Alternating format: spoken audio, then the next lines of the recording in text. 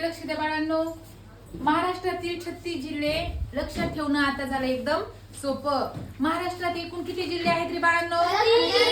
36 जिल्हे आहेत. बरोबर आहे का नाही? मी 36 जिल्हे लक्षात ठेवण्याची ट्रिक माझ्या दहावीच्या मुलांना शिकवली होती. आज मी तुम्हाला शिकवणार आहे. पहा, काय करायचं आहे तुम्हाला? एक वाक्य पाठ करायचं आहे आणि हे वाक्य पाठ केलं तर तुम्हाला महाराष्ट्रातील 36 जिल्हे तोंडपाठ होणार आहेत. मग ती वाक्य कोणतं बघा. अगं कमला उठ, पाय धुत, छान रस भजी चहा बनव. परत एकदा वाक्य घेऊया.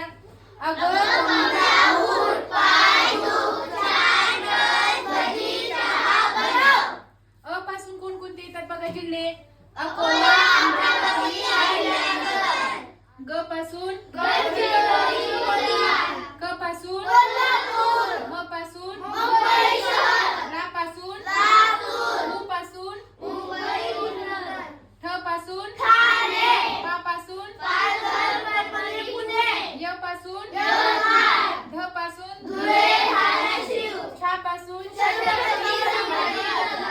न पासून नांदेड, नाशिक, नागपूर. र पासून रायगड, रत्नागिरी. स पासून सोलापूर, सांगली, सातारा, सिंधुदुर्ग. भ पासून भंडारा. ज पासून जळगाव. च पासून चंद्रपूर. भ पासून हिंगोली. ब पासून रत्नागिरी. न पासून नंदुरबार. वा पासून वाशिम, वर्धा. आता हे जिल्हे 36 भरतात का ते आपण मोजूया. अ पासून 1 2 3. ग पासून 2. क पासून 1. ला पासून 1.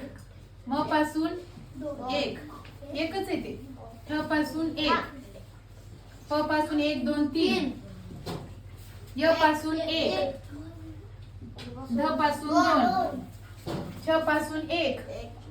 न पासून 3. र पासून 2. स पासून 4. भ पासून 1. ज पासून 2. स पासून 1. ह पासून 1. ब पासून 2. न पासून 1 आणि व पासून 2. आता मोजूया आपण. हे 35 भरतात का बघा.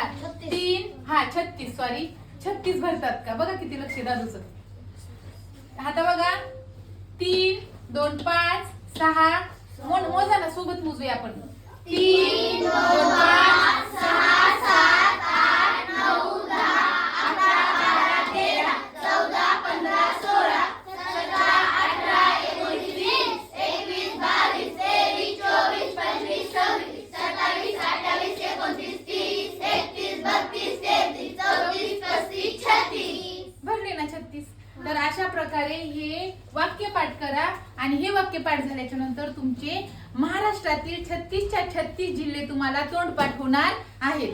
आणि हे जिल्हे तुम्ही घरच्यांना म्हणून दाखवा, शेजारच्यांना म्हणून दाखवा, म्हणजे तुम्हाला ते कधीच विसरणार नाहीत. राहील का लक्षात मग? हो. चालेल.